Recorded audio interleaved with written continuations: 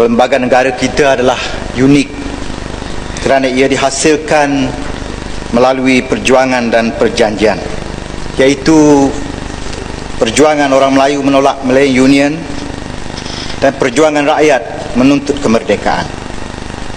Penolakan Malayan Union melahirkan perjanjian persekutuan Tanah Melayu tahun 1948 dan perjuangan kemerdekaan menghasilkan perjanjian kemerdekaan tahun 1957. Inilah uniknya perlembagaan kita. Ia bukan sekadar sebuah dokumen mengenai peraturan dan cara pengendalian sebuah negara, tetapi yang lebih penting lagi, ia merupakan asas kontrak sosial antara pelbagai komponen yang saling berkaitan dalam negara kita.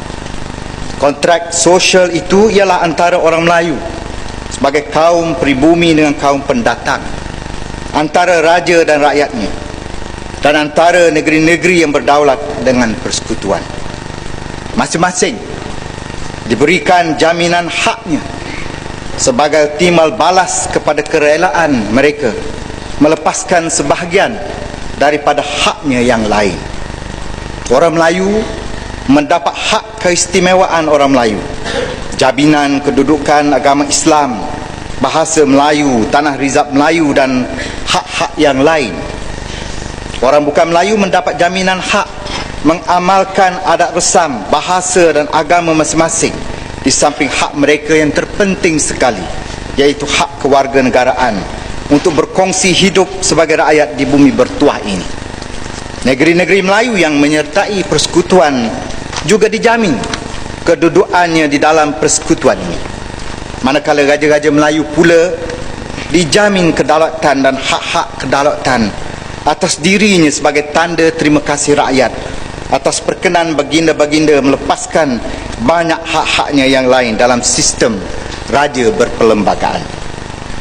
Rakyat menerima raja yang berdaulat sebagai payung keadilan, ketua agama Islam, pendokong adat istiadat orang Melayu, simbol ketuanan Melayu, dan pemelihara keadilan bagi masyarakat berbilang kaum.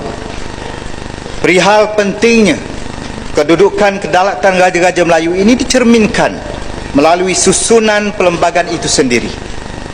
Perkara 181-1 dan 181-2 yang berada di bawah klausa dengan izin saving for rulers sovereignty etc. adalah terletak di bahagian paling terakhir perlembagaan kita. Inilah klausa penamat yang menjadi kesimpulan kepada keseluruhan isi kandungan karya besar yang bernama Perlembagaan Malaysia itu. Perkara 181-2 mengenai imuniti raja-raja Melayu adalah manifestasi terpenting kepada konsep kedaulatan institusi itu. Konsep kedaulatan institusi itu yang menjadi tiang seri kepada kekokohan perlembagaan negara ini. Keharmonian antara pelbagai pihak di negara ini akan terus kokoh selagi rakyatnya rela bertolak ansur, berakomodasi dan saling menghormati perjanjian yang dibuat oleh mereka yang terdahulu. Sebab itulah sehingga kini kita boleh berbangga, Malaysia walaupun masyarakatnya yang pelbagai keturunan dan agama, kita boleh terus hidup dalam rukun dan damai. Sejarah keharmonian ini pernah dicacatkan oleh tragedi 13 Mei 1969, iaitu 21 tahun setelah perjanjian 1948. Perbezaan taraf ekonomi antara kaum-kaum mencetuskan perasaan marah hingga ada yang mengungkit perjanjian terdahulu. Ini termasuk membangkitkan soal kewarganegaraan, mencaci raja-raja Melayu dan mempertikaikan hak keistimewaan orang Melayu.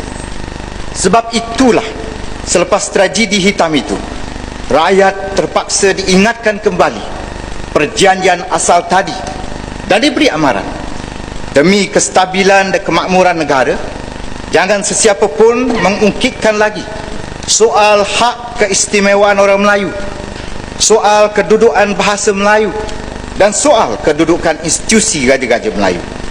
Bahkan kepada orang Melayu sendiri, mereka diingatkan jangan sama sekali bangkitkan soal hak kerakyatan kaum bukan Melayu. Ini adalah persetujuan asal yang tidak boleh diungkit lagi. Kebebasan bersuara yang dijamin dalam perlembagaan bukannya untuk memaki hamun sesiapa sahaja tanpa mengambil kira soal sensitiviti perasaan rakyat yang berbilang kaum. Sebab itulah dalam tahun 1971 Perlembagaan Persekutuan dipinda dan dimasukkan perkara 63/2 yang melarang sesiapa sahaja termasuk di Dewan yang mulia ini membangkitkan perkara-perkara yang disifatkan sensitif oleh Akta Hasutan. Ini termasuklah soal yang menyentuh kedudukan dan kemuliaan martabat Raja-Raja Melayu.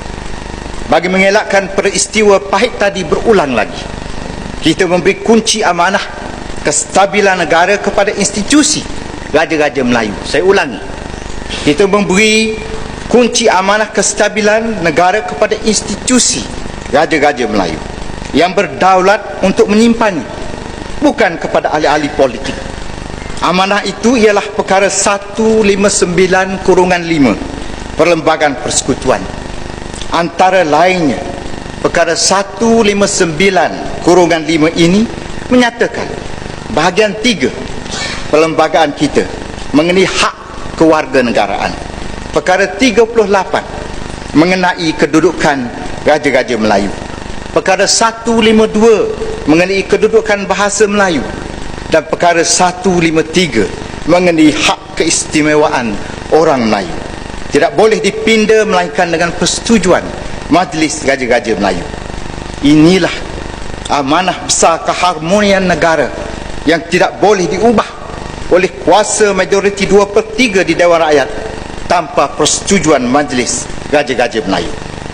Maka inilah peranan paling unik dan terbesar yang diamanahkan kepada institusi Raja-Raja Melayu kita. Ia bukannya sekadar simbol kepada sejarah peradaban bangsa kita, tetapi sebagai pemegang amanah kepada masa depan kestabilan negara yang tercinta ini. Jangan melihat Raja-Raja Melayu dari segi individunya. Benar, 9 orang individu yang bergelar raja mungkin tidak banyak menentukan masa depan kita. Tetapi sebuah institusi besar yang mengandungi 9 buah institusi Raja-Raja Melayu tetap besar maknanya dalam melindungi amanah tadi. Malangnya, sekali lagi, selepas 21 tahun kita bersetuju dengan peraturan-peraturan tadi, nampaknya sejarah mula dilupakan.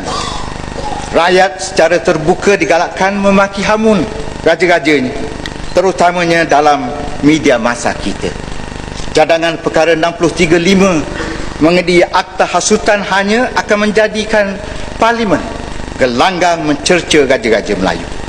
Kita bimbang kalau ia diteruskan, luka sejarah pahit tahun 69 akan terbuka kembali. Klausa yang melarang ahli parlimen menganjurkan penghapusan sistem raja berperlembagaan tidak menjamin yang orang tidak akan berbuat demikian. Hari ini terbukti undang-undang yang ada tidak lebih daripada sekeping kertas yang boleh dicampak ke tepi. Di saat Akta Hasutan yang ada masih berkuat kuasa pun, rakyat sudah menyaksikan pesta memaki hamun Raja-Raja Melayu berlangsung setiap hari tanpa sebarang tindakan diambil. Bahkan kita ingin bertanya, tidakkah rang undang-undang pindaan di depan kita ini pun sudah melanggar Akta Hasutan yang sedia ada?